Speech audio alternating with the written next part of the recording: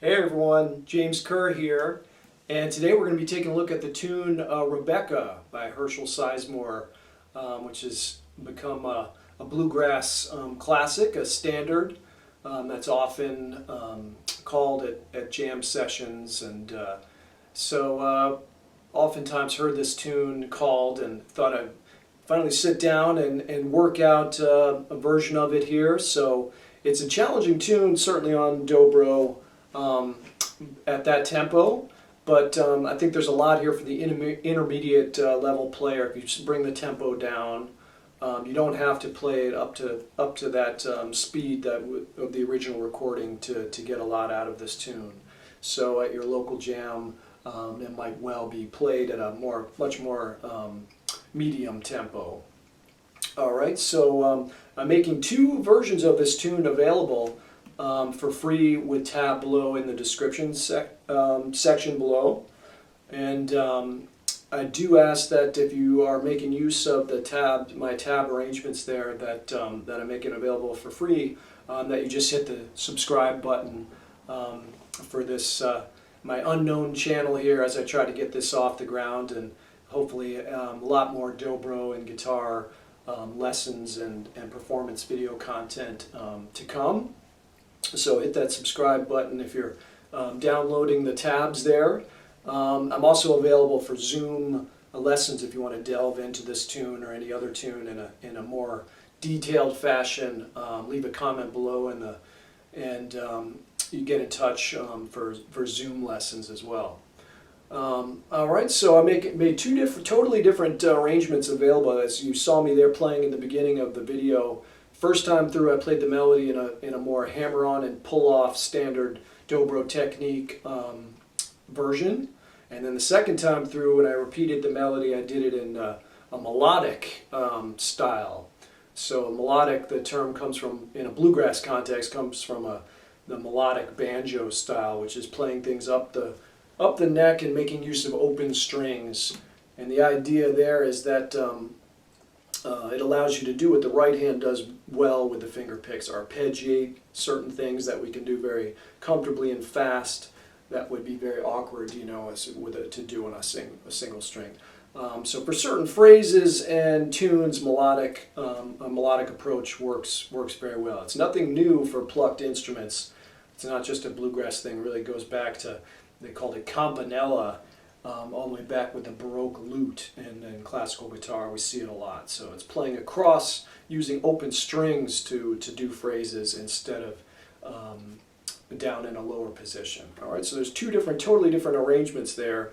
By all means, you can take phrases that you like from both arrangements and combine them. But I thought it would be a good exercise to look at the tune in two totally different arrangements there. All right, so we're going to break it down much slower and take it down to the key of G rather. That was the key of B with a capo on the 4th fret. We're going to take it down, and I wrote it out in the key of G, which I think will make it a lot easier to learn as you try to follow along with a tab rather than adding 4 frets with the capo.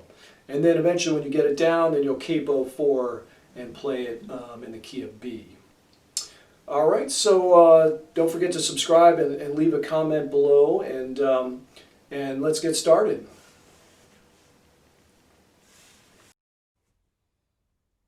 So let's go ahead and look at that first phrase.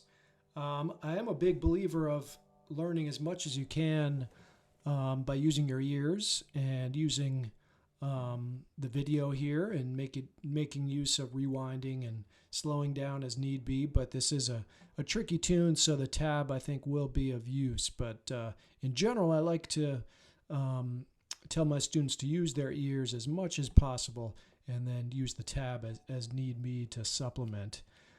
So if we slow way down to about 50 beats per minute, the original recording is about 124 beats per minute.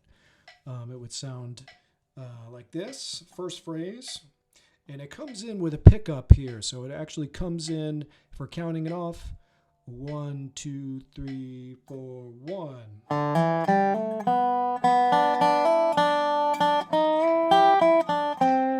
So that first phrase is a hammer-on lick, 0, 2, 0, 2, 1.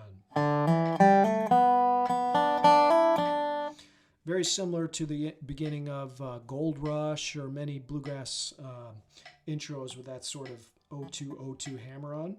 1.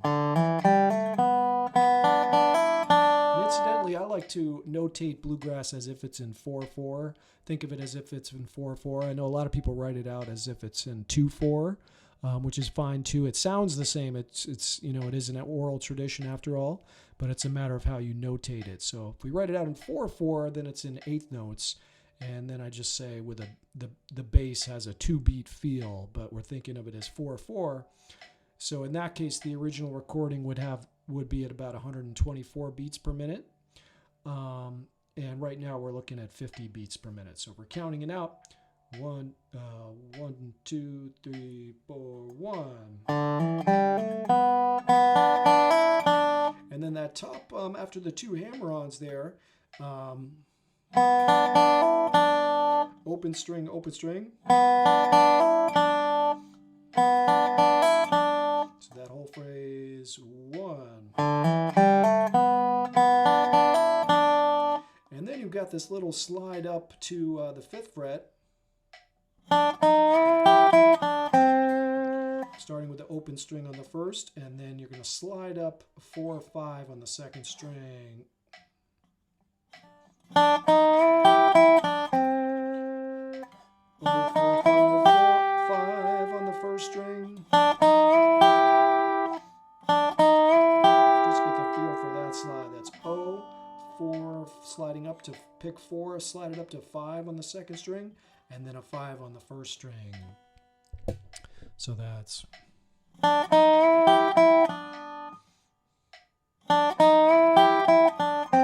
And then you're going to go end the phrase on the 3rd string, 5th fret. So end it on the 3rd string in this key without a capo, that would be a C. That's that 2nd lick. O, 4, 5. So we put that together. 1.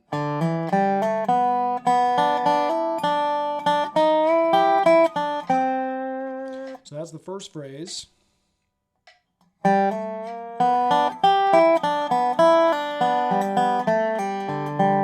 That's the second phrase. So there's a little chromatic. In fact, in this tune, there's a part of what makes it tricky is there's a few of these chromatic passing notes. So I'm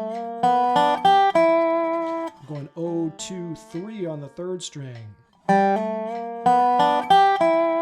O, 2, 3, and then O, O on the 1st string.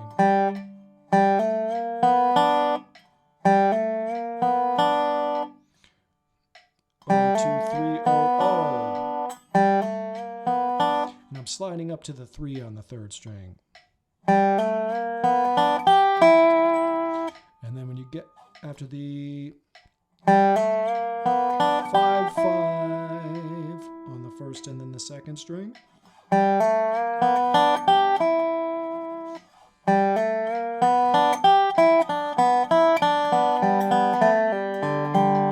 So that phrase. And then that's a pull off on the 1st string, 2-0.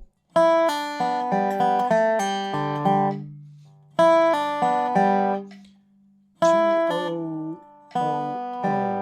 So there's a lot of opens in here.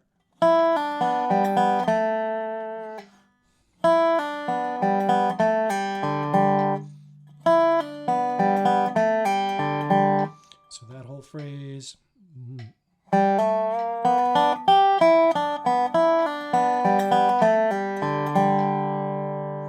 So far, 1.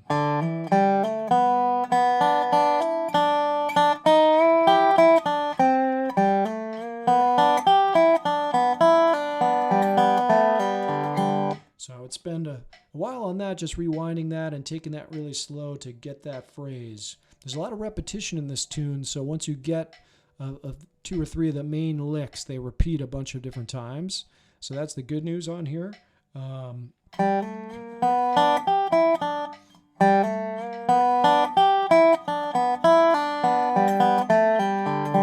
then as the chords go to the 5 chord to the D, it's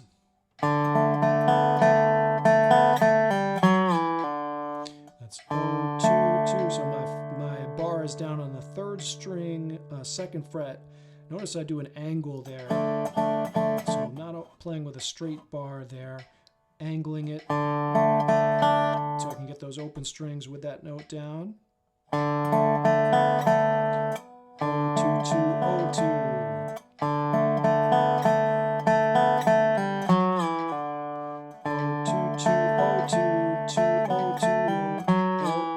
Slide back 4 on the 4th string down to 2. That's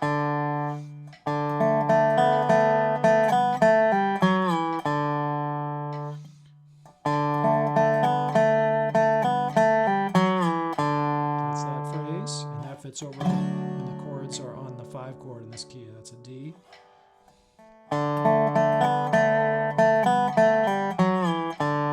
And then there's this phrase that starts down here on the C on the 5th string, starting 1st fret on the 5th string.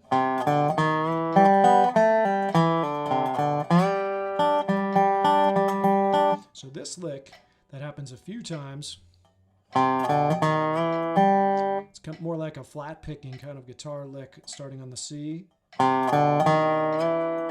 There's some chromatic passing notes in there, meaning that there's notes outside of the key signature, outside of the key. So if we're playing this in the key of G major, and then we're going to eventually capo it up to the 4th fret. But for the purposes of making it easier with the tab and get you up and running, I think it's a lot easier to just learn it in G. So if we're calling this the key of G major, this lick got some chromatic passing notes, meaning this D sharp 4th string 1st fret is not in the key of G major. As long as it's a passing note, it sounds great. So that sounds kind of like a nice flat picking type of lick you wouldn't hear on the dobro very often. That fits over the C chord. So that's when the chords are on the C.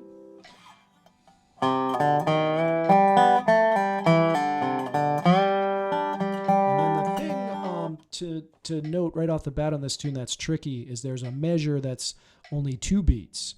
So it's an uneven. One of the tricky things about this tune is that measure where it's just 2 beats. So if you're looking at the tab there, that's the measure that you can see my time signature changes there from 4/4, which it is throughout the piece. Again, I like writing Bluegrass out as if it's in 4/4, and then writing everything out with 8th notes and calling it a 2-beat feel for the bass. But there's this one measure in here, and that in both the A section and the B section, when we get to it, that has just 2 beats in it, and that's this. So it starts, and then you're right in on the next measure. That's 1 2 1 2 3 1 2 1 2 3 4 1 2.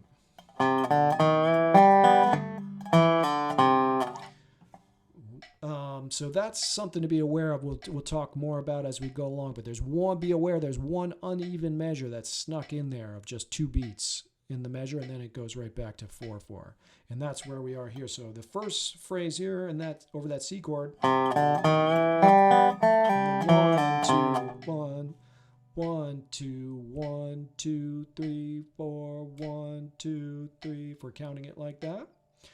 All right, so far we got 1.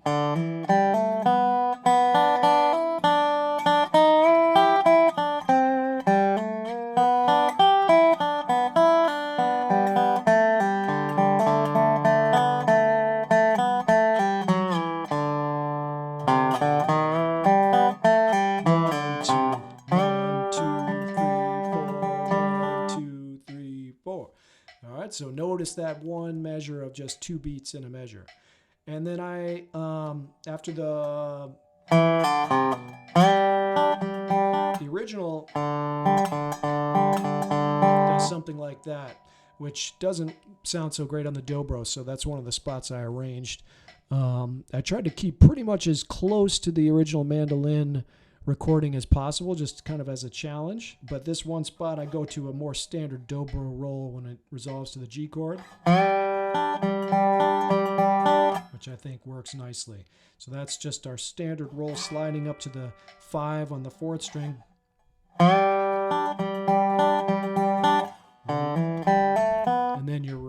first ending back to the beginning of the A section again. So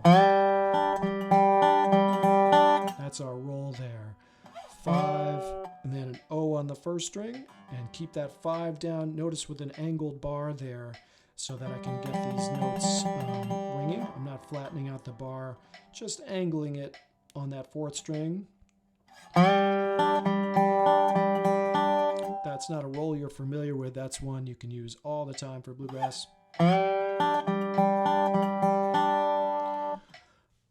And then with the pickup, 1, that would all repeat again. So that's the form of the tune would be A, and then there's a bridge, B, B, and then a last A at the end, which is actually kind of a C. So A, B, B, C would be the form of this tune. It's 8-bar sections. But that little bar with the 2-4 is the trickiest thing timing-wise in here. And then if we're doing the second ending, pretty much exactly like the first ending, except it just resolves without that the hammer-ons on the end. So let's do the second time through the A section. It would sound like this. 1.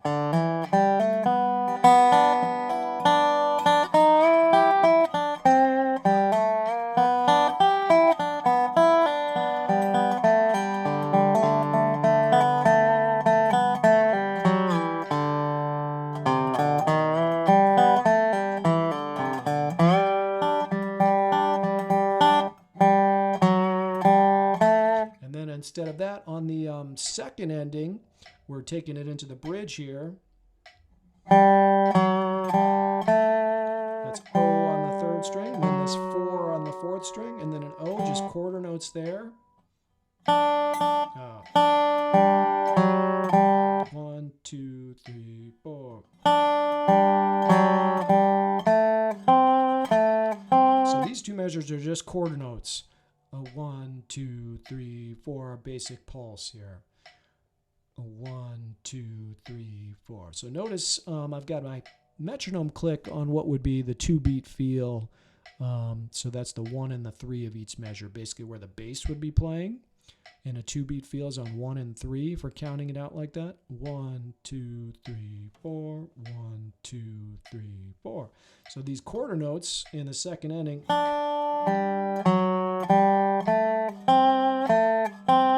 And that's a spot that's a little awkward on the dobro, particularly capoed up to the 4th, where it's a little narrow to do these 2, 1, 2, 1.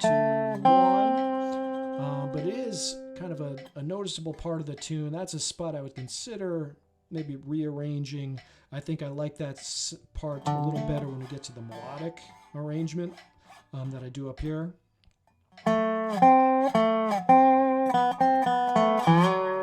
But down here would be 2nd fret on the 3rd string, 1st fret on the 2nd string, and you alternate those 2 notes. And then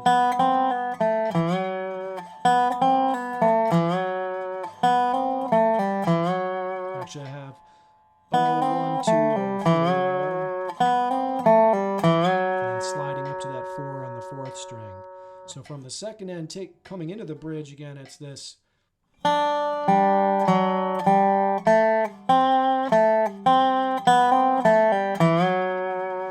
All right, so that's a new little section of material, but it's not. That's not a hard part in the tune because just those quarter notes. And then you got this lick again. Is the good news? It's identical to what we did before.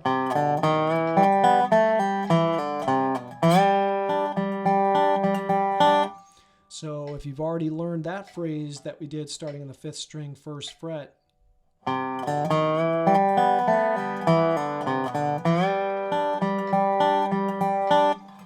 then the second time through the bridge,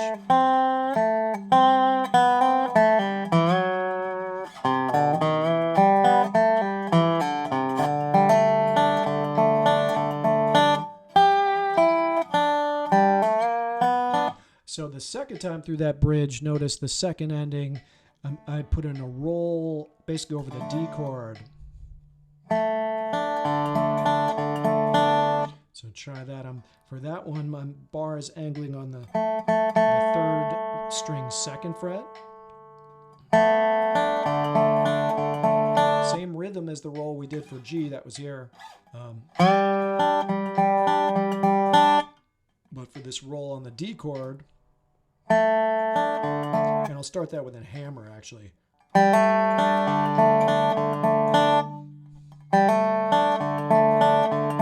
If we just loop that a few times. And then that leads you into the break.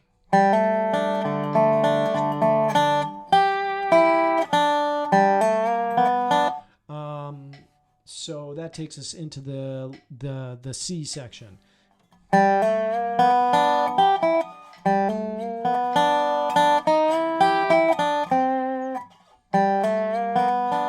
So that starts very similar to one of the phrases we started before. So let's look at that now. The C section, 0, 2, 3 on the third string.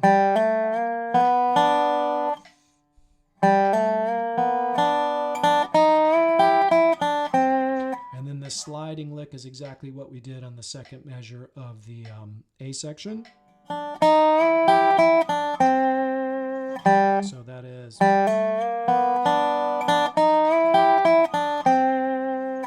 Again.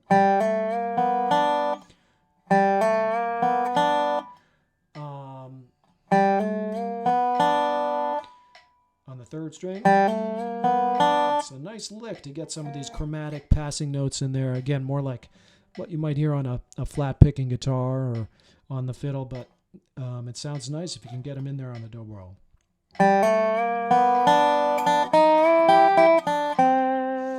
And then that brings us to this lick again, which is exactly like on the A section. So some more repeated material here.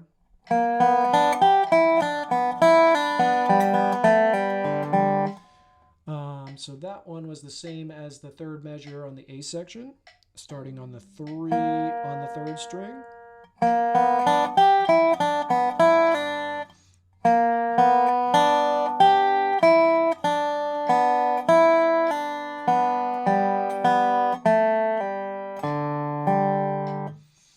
And then let's see. Some more repeated material, just like the part that we did over the D chord before.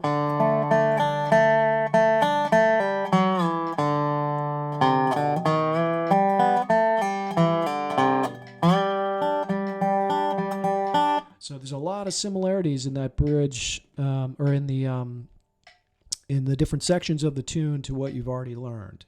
So let's break it down even slower than that. I know you can take advantage of the video format here on YouTube, and on the settings you can go to even half speed or slower than that. But if we do that first phrase,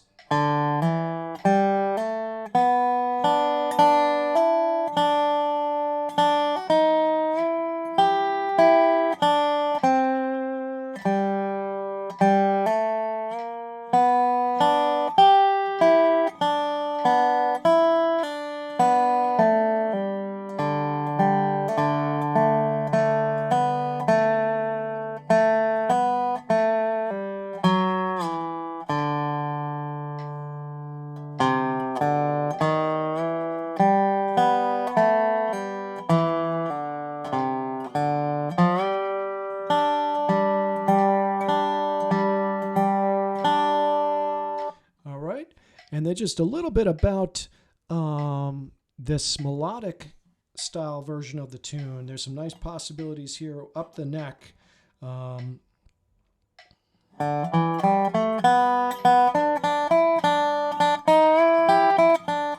instead of doing the hammer-ons there, I'm going to do it up here.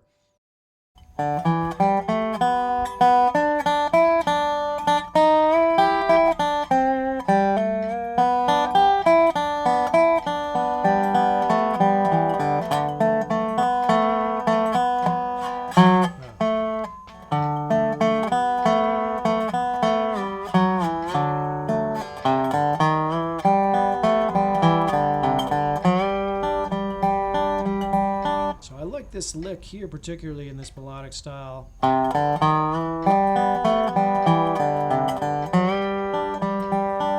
the same thing we could do here.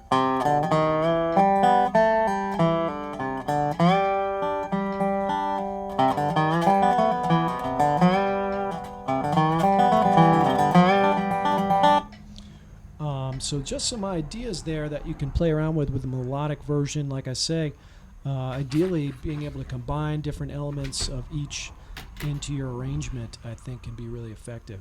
But one last thing, I think it's super important, of course, to be able to play the chords to the tune, particularly on this tune where it's a little uneven. So let's pick kind of a mid-tempo if it's 80 beats per minute, and a little bit of a chop so you hear the chords go by. To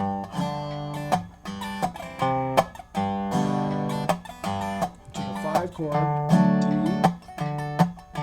C, 2, 3, 4, 1, 2, back to G, do, G, quick C, G, D, 1, 2, 3, 4, 1, 2, back to G, bridge, D, C, same thing here, 1, 2, D,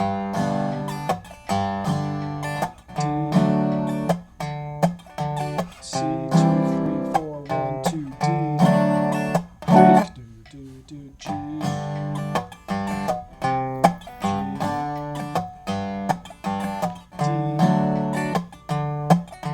C, 1, 2, G, 2, 3, 4, top.